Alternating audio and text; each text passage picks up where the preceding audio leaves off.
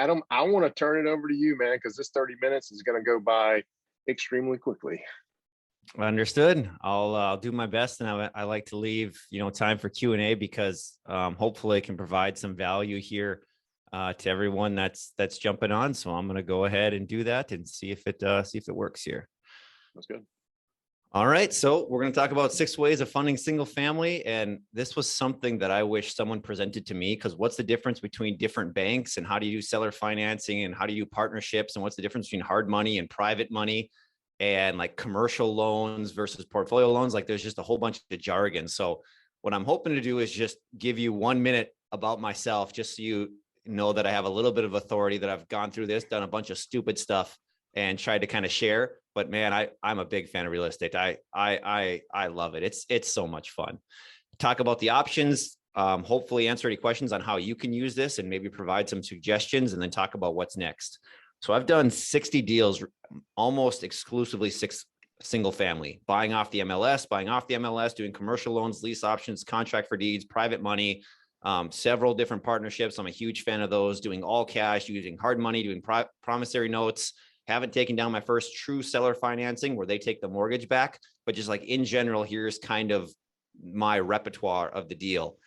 This photo was taken 2 days ago as we welcomed in our third, William, and there's just a ton of stuff going on here. So I love what real estate can do from a family perspective. And so me exiting the engineering job and getting into this and doing this full time, it's allowed me to spend so much more time with the family, and one of the main reasons that I got into real estate, other than I just enjoy it. In addition to that, I've done a lot of long distance. So I'm up here in Fargo, North Dakota, where you can kind of see the cluster of them, but really been doing either flips or rental properties kind of across. I haven't really gone west. Not quite sure why. Maybe I just stick away from California and Colorado prices. But in general, this is just kind of where we've been doing stuff. And there's no state that I don't think I would do or wouldn't do a deal in. So if we talk about that, here are the 6 options that I'm gonna go through. So leveraging the seller, using big banks, the power of the local banks or credit unions, when to use your hard money niche, the private money gold mine, and then 6 creative partnerships. So those are the 6 that I'm going to refer to as we go through this discussion. So the biggest one is leveraging the seller first. If you can do this, I would almost always suggest doing this. Like if you know the owner and you can do some sort of owner financing, or if they have a mortgage, you can do subject to or wrap or loan assumptions. You can do any of these creative stuff like that. That is typically what I recommend someone do. Now, if you're buying off the MLS, you can still offer owner financing, and you can still do that. Not many people actually know that you can offer owner financing on a listed property. So you can still do that, or do it subject to. Obviously, if the seller just wants out of it, that's maybe not a good step, but you can get so creative with seller financing. And there's a whole, another, master class on that someone else can put forth. But just to let you know, is I would always suggest going there if you can. Number 2 is now the big bank. So this is what most people go to next. This is like the Bank of America, the Wells Fargo. What this means is they're typically conforming loans that they sell in the secondary market, like Fannie Mae, Freddie Mac. This is like your lowest interest rate, your lowest points, the friendliest terms. I call this the W-2 loan. Like people that have a W-2 get these loans. You can get like, whatever it is, up to 10 or however they're changing it. And this is like what most people do, because it's like they're looking at the debt to income ratio. They're looking at your credit score. They're going through all of that traditional things that you would get with a big bank. And to be honest, they're just really good, but they lend to you as an individual, not to an LLC. They will not lend. The paperwork required. The paperwork required. Yes. Is they'll ask for your firstborn child's name, and then like, oh, I saw this $1.28, charge at ExxonMobil. What was that for? Yep. And so it is a lot more work. But again, it's like you really want that lower interest rate. Like if you really want that, like jump through their hoops, you kind of have to. And depending on what your loan originator are, they might, stiff you at the last minute because, you bought a chocolate candy bar. But, it's where a majority of loans get originated. Number 2 then is looking at local banks and credit unions. This is super powerful. So these are what I call non-conforming, or some people call them in-house, some people call them commercial, or some people call them portfolio loans. And these are less stringent than the big banks because they're lending out most times their own money. So they're not taking your money and selling it to someone else. They have all of our deposits from our own checking and savings account, and they're just lending us our own money. And so they can get a lot more creative with it. And by, just a side point, like that's like the greatest investment scenario ever. Like, everybody give me $100,000, then I'm going to lend out everyone $100,000. I'm going to pay you 0.2% APR, and I'm going to charge you a 4% interest rate for a car loan or something. Like, that is why stadiums, downtown buildings are named after banks. That is just a huge money-making machine. And so the terms are a little bit less favorable, but boy, it's a lot easier. They're typically asset-based, and your debt to income is almost irrelevant depending on the bank that you're talking to, but it's a debt service coverage ratio based. So like, if you buy a property for 200,000, your PITI is 1,500, and you can get 1,800 in rent, and it passes their 1.25 debt service coverage ratio. Oftentimes that is what they look at more so than you and how much income that you make. This is it's tough because you can talk to 100 different local banks and you might get 99 different answers, which is super frustrating. But it's both a blessing and a curse, because you can talk to one bank like, oh, sure, we'll do that. And you talk to the next bank like, oh, no, we don't do that, because they have their own individual overlays, their own risk tolerance. The tough part is everybody says that they can do it. So what I've done is, like, I have a file that's like, here's the basic stuff that you're going to want. It's like taxes, the property, the rent, some insurance stuff. And I just share a file with them. And if they're like, well, we need you to fill out our form, do all this stuff, I'm just like, just tell me, give me a thumbs up or a thumbs down, like if we're even close, because otherwise you can waste a lot of your time talking to a lot of different banks. But oftentimes, if you really need it, this is super helpful to do. And a lot of times, not like the big banks, but they'll actually fund rehab dollars too. So this is like, literally just search credit union for your city or state. So like, if you search Fargo, North Dakota, I put down some examples: Gate City Bank, Border Bank, First Community Credit Union, just for like, if you're doing a Google search, if you wanted to try that example. Next, I'm going to talk hard money, and I'm going to talk two different ways: owner occupied and non-owner occupied. So non-owner occupied hard money, this is where you're not living in the property and you're getting it as an investment. This again is like typically the least amount of paperwork, but the highest points, interest rate, and terms. They are still looking at credit score, but it's almost exclusively asset-based and experience for what you're getting it. They just say, hey, there's this property that's $200,000. If we can do a 70% LTV and it cash flows, they're basically willing just to buy the property, assuming that if you default, they're still going to be okay. And that's why it's typically called asset-based lending. And I call it hard money, because the difference between hard money and private money is this is a lot of like institutional pools of money, not an individual Uncle Joe that you're getting money from. The caveat is this like must be non-owner occupied. Next one is part B. So if you want to do owner occupied hard money, I don't know a ton of companies that will lend to you to be in-house. Like, that's like a big no-no in hard money. Like, they just say, hey, you can't live in it. However, companies like one company that I founded here, Home Equity Partner, Divvy Homes, Landis, Home Partners of America, what they'll do is they'll actually buy the home for you and then sell it to you on a lease option or contract for deed or land contract. So this is kind of a way of like, if you don't have credit, you don't have the experience, you can't meet any other box, but you want a house that you can kind of house hack, I would recommend doing seller. I'd recommend doing bank. I'd recommend doing the local credit union. But if you can't do that, you look at something like this if you wanted to get into it, because this is like typically the self-employed or poor, lower credit score where you can't get something else. Real quick, Adam, you breezed over this, man. And so Adam actually co-founded Home Equity Partners, right? And so it's the fundamental concept of what he does with that is purely amazing. I don't know how much you're going to go into that, but I do want to highlight that is your side hustle from real estate is Home Equity Partner. Did you found were you a co-founder in Kiavi too? Not in Kiavi. Nope. I was, Okay. I was just giving them like, hey, if you're just searching for something, the same thing as like Lending One or Yeah. RCN Capital or those. I was just trying to put some examples out there. I I will. I Oh, go ahead. was I haven't closed a deal with Kiavi before.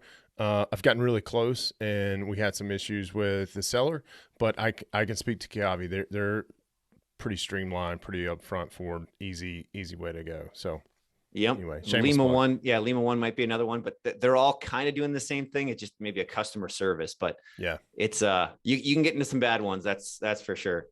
To Jay, to your point, yeah, on the home equity partner front, and this is for if anyone wanted to use this strategy, we're kind of using this throughout the Midwest. But what we're doing is we're buying homes for people that can't get a bank loan.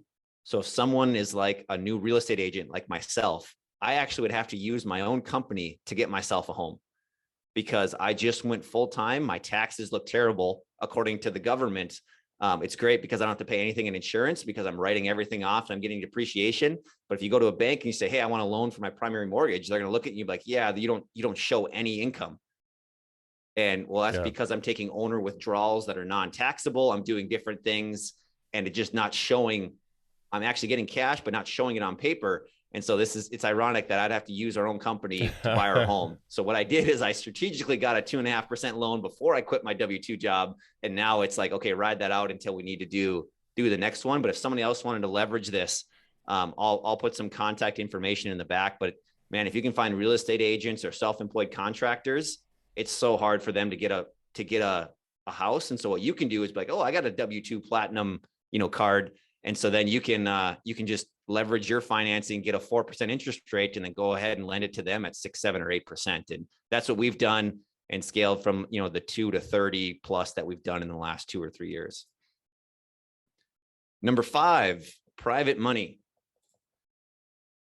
I call this Uncle Bob. It could be Aunt Susie, whoever it is, but this is what I call private money is someone is lending their money.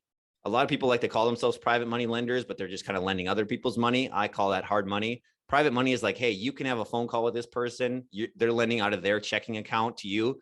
And man, this is like the gold standard of financing. It's quick, it's fast. It's like the wild, wild west. Whatever you can put down on a piece of paper, there's still like some security, some century code, some stuff that you got to follow. But holy cow, it's like literally whatever you two can agree on, you can put down on paper. So it's like, hey, I just want you to beat my checking account interest rate. And you say, hey, I'll give you 3% paid monthly and you'll be secured as a first position mortgage. Someone might say, oh, great. Like at least my money's doing something and it's not just losing to inflation. You might get another private money investor that says, I'm looking for a 30% annualized return. So I'll give you 100,000, you give me 130 back. Can you make that work? You can delay the interest payments. You can tack it all on at the end. And one thing that I would say is like, don't feel bad asking, because sometimes asking for money can seem like a little bit like it's a chore, but you're actually solving someone else's problem. That like recently the stock market getting crushed. Someone like now that we're a 506B, like securities, like there's people like, oh, you'll just offer like an 8% interest and just like paid monthly. And they just have somewhere to park it for a year while they figure out what they want to do.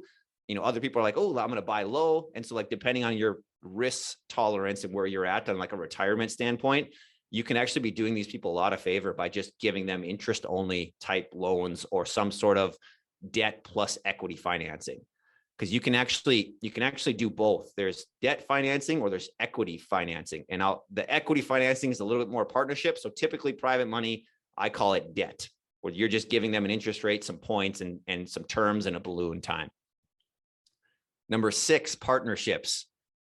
By far my favorite on this list. I've used a lot of the other ones, but I'm such a fan of partnerships. Technically we have like, 8 different LLCs, but there's, 3 to 4 really good people that when you either combine effort or you kind of do the deal provider money partner, this is super, super important. So number 1 is sometimes you're like, hey, let's just, I guess this is the way I've seen it 2 ways. You just find you're like, hey, I like real estate. You like real estate. Let's be friends. Almost like 2 kindergartners on a playground. You like Star Wars. I like Star Wars. Let's hang out. And so you just find 2 people are like, hey, let's vet deals. Let's bring our own capital. We'll like tackle this together. And if you're really going to do this, you can do it two ways. You can do a joint venture where it's one property specific, or you can create an LLC. The LLC is like getting business married. So anything going into that entity, it's a lot to get out of. If you're doing a joint venture, it's more of an agreement that you're going to do this for this one transaction. So typically people start off as a joint venture and then get into true limited liability corporations taxed as a partnership where you each get K1s. Number two is deal meets money. Like you just find a good deal, somebody has the money, or you have a bunch of money, you find someone that gets the deal. And this is something that we've done, 8 or 9 times now, where somebody comes to us and just says, hey, like, I want to do a flip. I got a great deal. I don't want to wholesale it, but I want to actually flip it. Like, will you fund it? And then we'll split the profits on the back end. That's a pretty common one. There's a book called Raising Capital by one of the gentlemen that I think was guest on Bigger Pockets. Like, that's a pretty good book to go through if you're interested in that deal/money partner perspective. Last few slides of what I'm going to do is just go through a really helpful tool of all of these side by side. Okay, so the first option is you're buying a $200,000 turnkey single family home. All of these 6 options, your cash needed, the example interest rate, your fees, points, and the speed. So if you look at seller financing, you might be able to tackle this with nothing down. Maybe they want you to put 10% down. Like, that can vary. You could get it for 0% interest. You could get it for 0% points, and you could like close as soon as the title company wants to get this done. That's how powerful seller financing is. It has like a really low floor. Most people are going to want some skin in the game, some interest rate, but just, that's what it is. A big bank, you're going to need 15 to 20% down. Interest rates are probably 5%. They're going to charge you a point or two. A local bank is going to add 1% on the interest rate. They're going to want like 20% down. Their fees and points might be a little bit higher. Again, they're going to need the appraisal. They're going to need all that. Hard money, it's going to be your most cash needed. It's your highest interest rate, and they're going to charge you the most points. And they can typically close faster depending if they're doing in-house versus a full appraisal. So I kind of put that speed at medium. There's some that can close really fast, but most of them are faster than a bank, but not always.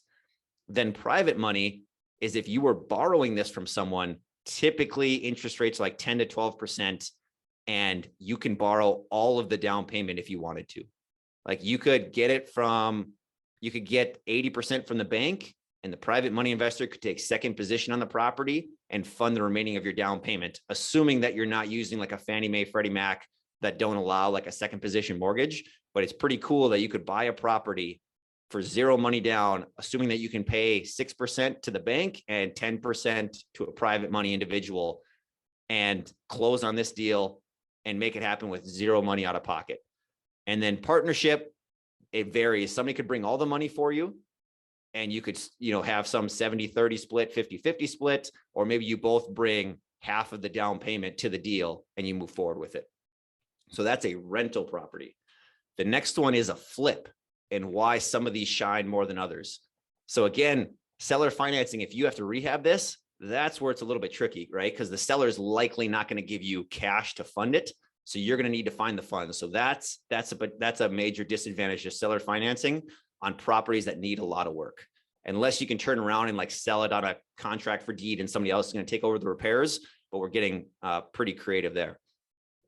The big bank, you're going to need your cash down, and you're going to have to fund the rehab, because the big banks, everything that I've seen, are not going to like escrow and fund the rehab for you. Whereas the local banks were, unless you can get like a 203, construction loan, and it's really specific for buying it plus rehabbing it. I haven't done one in my own personal name, but I have done several with the local banks where they'll fund part of the down payment, and then they'll fund your rehab. So if I'm doing a rehab, I'm going to the local banks more than the big banks, unless there's like a really strategic, like brand new construction or something like that for a loan. If someone's got anything different on that, I've only used the local banks, but if somebody's used like a Wells Fargo to buy a distressed property and fix it up and had the big bank do it, that would be the first that I would hear about it. Then the next is hard money, where you're going to need to fund the down payment, and then you fund the rehab to get reimbursed. So like, it's still a little bit more money out of your pocket, because they're going to make you have 10% down minimum, which is like 10K. then, 10K draws as you rehab it. So you still need, even though they say 90% loan to cost, you still really need to have about 20% that you can float in a bank account. Private money, it would be, and partnerships, about the same thing. Like private money, I love these. You're just like, hey, I'm buying this property. We're buying it for 100. We're putting 50 into it. If I gave you, $1,500 a month, would you fund this for 150K? Yep. Cool. Let's close in 2 weeks. Then you got your down payment. Then you got your rehab. You do all that. You pay them their $8,000 in interest, and then you profit off the back end. So the last thing I'll go before I transition into questions is typically, I ask people this: what do you have more time of? Do you have more time or more capital? And typically, if you have more time, it's like, okay, how can you find a really good deal? How can you invest in yourself to then get a higher return? If you have more capital, you're going to want to find people that have more time. And so there's kind of this nice partnership with people that have time, but no money, find people with money and no time. And if your answer is, I don't have either, then it's a matter of priority or valuing your dollar per hour. If you're like, I don't have any time, it's like, okay, well, what do you value your time at? $10 an hour, $50 an hour. And so just a little introspective question of like, ooh, I have a bunch of capital. I need to find someone. And so this is a little bit of the partnership thing, but just kind of an overall question. And so with that, I'll end it. So you can learn more on all the links that Jay said, the w2capitalist.com. Otherwise, I got some personal contact info in here if anyone wanted to reach out on any of the stuff that I go about. But hopefully now I can leave 7 minutes here for questions. Nice. Adam, thank you for dropping the link for the W2 Capitalist. That was a nice surprise, man. I like it. I like it. I love the matrix because I haven't seen it presented that way. Me personally, and a lot of people ask a question in the chat, who here has used private money or hard money loans before? A lot of no's. Actually, nobody has said yes before, so that's huge. You guys have any questions? You borrowed $5 from my dad. Man, that's tough. That's tough to hard money loan for $5 from Pops. That's good. Anybody have a question? Please drop in the chat or raise your virtual hand. I'll call on you. That way we don't talk over one another. And while you're doing that, I want to talk about shopping banks and credit unions, Adam, because I know you've done a lot of this. And when you said call 100 different banks, you're going to get 100 different answers.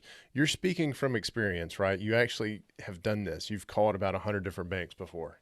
For sure. So when we're trying to buy someone a house in a new market, it's like, oh, guess what? We're in Greensboro, North Carolina was the recent one. Well, turns out my local credit union in Fargo wants nothing to do with the property in North Carolina. And I could use a hard money lender, get it at like 8%. But man, if me or my business partner pick up the phone and call, it's literally like Google search, run down the list, make the list. And then my business partner has his 10 questions that he asks everybody, like, hey, do you lend to out-of-state LLCs? The answer is no. Okay, on to the next one. And so he's got this hierarchy of questions that you go through to basically save yourself some time. But I'm going to guess that between me and my business partner, we've talked to more than 300 banks. Wow. And like what time frame? Called, talk to them, year? ask them questions. Yeah, in the last 2 years. Wow. That's exhausting just hearing about that. I will say, and I want to echo that too, because we've done a lot of shopping for funding here recently in the last 6 months. And it is amazing. I've just been of this narrow mindset that every bank's going to offer the same thing, but it's absolutely not the case. I had one credit union though. They told me though, because I told them, hey, I'm an investor. I'm looking to establish a relationship, whatnot. And they're like, yeah, we'll talk to you, but you're going to have to move all of your stuff over, like all of your personal checking, all your business checking, everything. And I'm like, yeah, it's a no for me. I like being spread out and I like where I'm at. It's a pain to change banks. I actually went through that last year. Hashtag PNC is horrible in the way they handled their acquisition of BBVA. But it's an exhausting task. But I can tell you, if you just call one a day, you're going to be a lot better than calling none. So we got a couple of questions here in the chat for you, Adam. Dillman asks, how to go about raising money for larger multifamily or commercial properties, minimum of $1 million. Do you find the people first or the deal? So I'm not, although I've had like transitional relationship to it, not having done it myself, like if you wanted to raise something, I would find the deal first. Like if you're trying to go after a big multifamily thing, I kind of say the same thing. I know you've heard it a lot, but like if you get a good deal, the money will come, and you could honestly like hire someone or bring someone in as a general partner. That's all they do is raise money. But I think a good question is what constitutes a good deal? If you can split the property and give away half of it and still make really good money, to me, that's a good deal. Some people will pitch like, oh, this is a good deal because it's 12% cash on cash. Well, sure. If one person is funding it and you're splitting and you're getting 12% cash on cash, sure, that's probably a good deal for one person. But now if you're bringing no money and you're splitting that 50-50, well, all of a sudden the other person's getting a 6% cash on cash return. So if you're going to split something 50-50, look for something that's like a 24 or 30% cash on cash return. Then you have half of it to give away because you're providing value on a good deal. And so it's that's kind of where I found people that say, should I find the money or the deal? I mean, a good answer is both, but in our situation, from my experience, if you find the good deal, the money will come. Yeah, I would agree with that. The only thing I'll add to that is you can do both in parallel. Don't think they have to be done separately. You should always be having conversations. If you're in that space, you're trying to raise $1 million, at least on a daily basis, you should be talking to one person about investing into a deal that's going to come down the road, right? And I think once you start doing that, you're going to find things a little bit easier. Dillman, thank you for the question, sir. Ross asks, do you know about Finance of America? No IRS needed. I have not. I'm not quite sure what no IRS needed means. I'm hoping one day there is no IRS. I don't know about y'all, but if there is, I'll sign up on that. Yeah.